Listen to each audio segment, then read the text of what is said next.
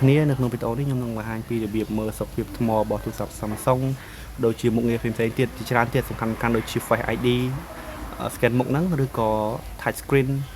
យើងហ្នឹងកាមេរ៉ា speaker sensor ក៏ដូចជាមិចដែលយើងនិយាយក៏ដូចជាមុខងារសំខាន់ៗផ្សេងៗទៀតដែលយើងត្រូវការចាំបាច់ក្នុងទូរស័ព្ទរបស់យើងណាព្រោះឯមុខងារទាំងអស់ហ្នឹងគឺចាំបាច់ដូចជា scan ប្រយោលដៃ fingerprint ហ្នឹងអាហ្នឹងគឺសំខាន់មែនតើគឺទូរស័ព្ទយើងអត់មានអាហ្នឹងអត់ដើរយើងប្រើអត់ទៅស្រួលទេហើយបើយើងអត់មាន Face ID ក៏រៀងពិបាកដែរអញ្ចឹងទូរស័ព្ទយើងត្រូវការមានពេញហើយយើងដើម្បីឆែកវិបត្តិគឺងាយទេដើម្បីដឹងថាវាដើរអត់វាឆែកបានក្នុងពេលតែមួយតែប៉ុន្តែអ្នកនេះអាចឆែកតាមវិធីសាមញ្ញក៏បានដែរប៉ុន្តែនេះគឺយើងចង់ឆែកទាំងអស់អញ្ចឹងណាឥឡូវបើសិនជាទូរស័ព្ទ Apple ពួក Apple ពួក iPhone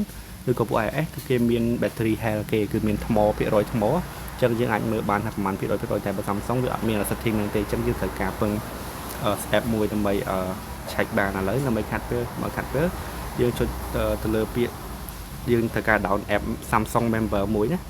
Samsung member ហ្នឹងអ្នកអាចចូលក្នុង setting មកមានឲ្យបាយពាក្យSamsung member នេះអ្នកគេចុច Samsung member មកនេះអញ្ចឹងខ្ញុំសូមបញ្ជាក់តិចពេលគ្នា download Samsung member មកគឺវាអត់ចេញដូចខ្ញុំទេណាគឺវាអត់ចេញអញ្ចឹងទេខ្ញុំសូមបញ្ជាក់តិចគឺវាអត់ចេញអញ្ចឹងទេគឺវានឹងចេញ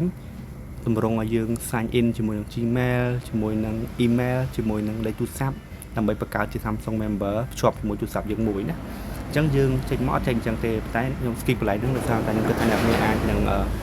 ចេះពីរបៀប sign in នេះគ្រាន់តែយើងចូលក្នុងនឹងមកវាទាមទារយើង sign in Gmail មានន័យថាយើងដាក់ Gmail ក៏បាន email ក៏បាន Gmail យើងធម្មតានឹងក៏បានជា sign in វាទៅបន្ទាប់មកវាទាមទារយើងដាក់ឈ្មោះហើយនឹងដាក់លេខទូរស័ព្ទនៅពេលដាក់លេខទូរស័ព្ទទៅវានឹង send code ទៅកាន់លេខទូរស័ព្ទយើងគ្រាន់យក code ហ្នឹងមកដាក់វាចេញទម្រង់បែបហ្នឹងហ្មងណាបើមិនអ្នកគ្នាធ្វើឲ្យនឹងអត់បានទេខ្ញុំចេញវីដេអូមួយទៀតតទៅជាមួយនឹងការបង្កើតអាហ្នឹងប៉ុន្តែខ្ញុំគិតថានេះថាអាចនឹង sign in កើតទេទៅខ្ញុំ skip ហ្មងអញ្ចឹងបន្ទាប់ពីយើងចង់ឆែកបានយើងចុចពាក្យថា diagnostic ហ្នឹងយើងអាចចូលកន្លែងហ្នឹងក៏បានឬក៏យើងចូលទៅក្នុង setting ក៏បានដែរដើម្បី check diagnostic របស់យើងណាអ្នកគ្នា auto crop setting មកអ្នកគ្នានឹងឃើញពាក្យថាអ្នកគ្នា device care នេះឃើញពាក្យ device care ហ្នឹងហើយនេះចុចពាក្យ device care មកចឹងអត់ទៅក្រោមអ្នកនឹងឃើញពាក្យថា diagnostic ដូចគ្នាណាអញ្ចឹងយើងចុចពាក្យ diagnostic មកណានេះហើយដល់យើងចុច phone diagnostic មកអ្នកឃើញទេចឹងខ្ញុំបានតេស្តខ្លះៗឲ្យមិញណាដល់ខ្ញុំតេស្តខ្លះៗឲ្យមិញអញ្ចឹងខ្ញុំតេស្តមុខងារសំខាន់ៗអ្នកមើលដូចជានេះសុខភាពថ្ម SIM Wi-Fi Bluetooth អញ្ចឹងទូរស័ព្ទយើងបាត់ SIM អត់ដើរ Wi-Fi អត់ដើរ Bluetooth អត់ដើរចោលឲ្យយើងប្រើអត់កើតទេអញ្ចឹងយើងត្រូវការតេស្តមុនណា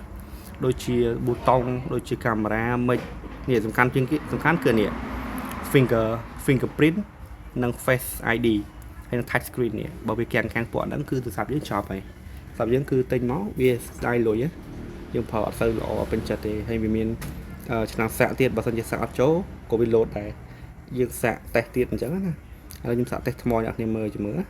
បើយើងអ្នកនេះចង់តេស្តទាំងអស់ហ្នឹងហ្មងស្រួលទេអ្នកនេះក៏ជួយតេស្ត all ចឹងមកចាំវាទៅគឺវា load ឲ្យយើងតេស្តម្ដងមួយតែឥឡូវខ្ញុំកុំឲ្យខាតពេកខ្ញុំតេស្តតិចតួចឲ្យអ្នកគ្នាមើលសិនណាឥឡូវខ្ញុំតេស្តថ្មមួយនេះតាមពិតនេះទេខ្ញុំចុចតេស្តទៅតេស្ត battery setter របស់ខ្ញុំគឺវាចេញ normal វាចេញ code live វាចេញ code អ្នកគ្នានេះមើលវាចេញ code ថាសុខភាពថ្មខ្ញុំល្អសុខភាពថ្មល្អនេះហើយ normal ធម្មតាអញ្ចឹងបើវាចេញវាថាពាក្យថា weakវាបកថាខ្សោយអានឹងមានថាថ្មយើងខ្សោយហើយថ្មយើងប្រើលេងកើតហើយ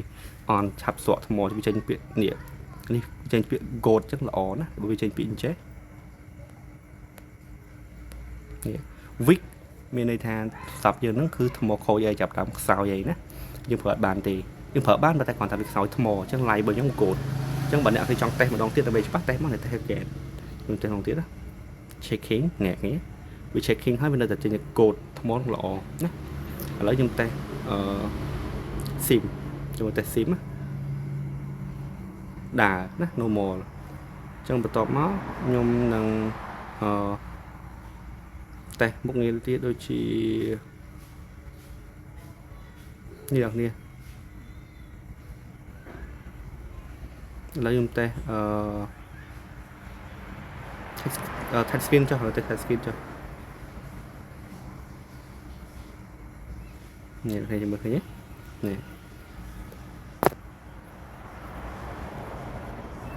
ខ្ញុំវាមកបើសិនជាវាអត់ដើរកន្លែងណាមួយវាប្រកាសជាអត់ចេញ QQ ទេណាអេក្រង់ខ្ញុំគឺល្អគឺដើរទាំងអស់នេះ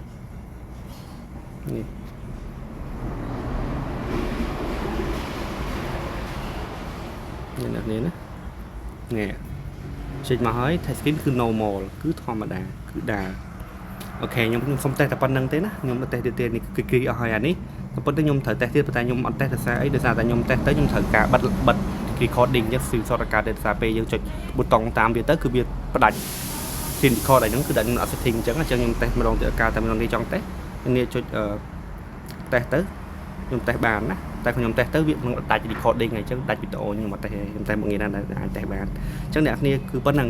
អ្នកគ្នាអាចតេស្ត all ទៅខ្ញុំចុចតេស្ត all ទៅទាំងអស់ទៅណាដើម្បីចូលដឹងទូរស័ព្ទយើងដើរអាណាខ្លះអត់អាណាខ្លះណាហ្នឹងហើយហ្នឹងគឺវិធីងាយៗទាំងអស់ដើម្បីតេស្តហើយសុខភាពថ្មហ្នឹងអញ្ចឹងខ្ញុំសូមបញ្ជាក់ថាការតេស្តហ្នឹង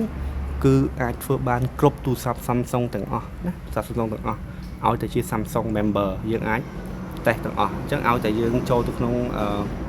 ញ្ចឹងអ្នកគ្នាអាច download Samsung member នេះយើងអាចតេស្តបានទេណា sign in នេះយើងត្រូវការ app Samsung member អញ្ចឹងអត់ចាំបាច់តតាន់ Galaxy S24 ឬក៏ S25 ឬក៏ S 23 22អីទេគឺយើងអាចតេស្តបានណាទាំងអស់ហើយយើង download Samsung member បានហើយអ្នកគ្នាដើម្បីតេស្តបានខ្ញុំមានវិធីសង្ខេបបន្តិចអ្នកគ្នាអាចចុចចូលទៅក្នុង setting ហ្នឹងចុចចូលក្នុង device care បន្ទាប់មកអ្នកចុចពាក្យ diagnosis ហ្នឹងហើយ phone diagnosis ហ្នឹងក៏បានបើសិនអ្នកទូរស័ព្ទអ្នកគ្នារកអត់ឃើញទេស្រាប់តែក្នុង setting អត់ឃើញទេអ្នកគ្នាអាចចូលវិធីមួយទៀតអ្នកគ្នាអាចចូលក្នុងនេះហ្នឹងសម្រាប់យើងរកនៅក្នុង setting អត់ឃើញខ្ញុំដាក់ diagnosis នេះចេញគ្នាអ្នកគ្នាចេញ diagnosis នេះចុចមកបាទឃើញទេអញ្ចឹងវិធីតេស្តគឺមានតែប៉ុណ្្នឹងទេដើម្បីតេស្តគឺយើងសង្ខេបទៅតេស្តបានគ្រប់មុខងារទាំងអស់នៅក្នុងទូរស័ព្ទហ្នឹងហើយបើសិនជាអ្នកគ្នាចង់តេស្តទៅលើទូរស័ព្ទ Samsung model ផ្សេងក្រៅពី S នេះទូរស័ព្ទខ្ញុំនេះគឺ S24 Ultra អញ្ចឹងអ្នកគ្នាអាចតេស្តដូចខ្ញុំបានតេស្តពីរបៀបហ្នឹងដូចគ្នាអ្នកគ្នាគ្រាន់ down Samsung member មកយើងអាចតេស្តលើ Galaxy A Galaxy Fold Z Flip ឬក៏ទូរស័ព្ទផ្សេងៗទៀតបានឲ្យតែជា Samsung member របស់គេគឺយើងអាចតេស្តបានទេណាអញ្ចឹងវីដេអូខ្ញុំមានតែប៉ុណ្្នឹងទេបើសិនអ្នកគ្នាមានចម្ងល់ទេបន្ថែមអ្នកគ្នាអាច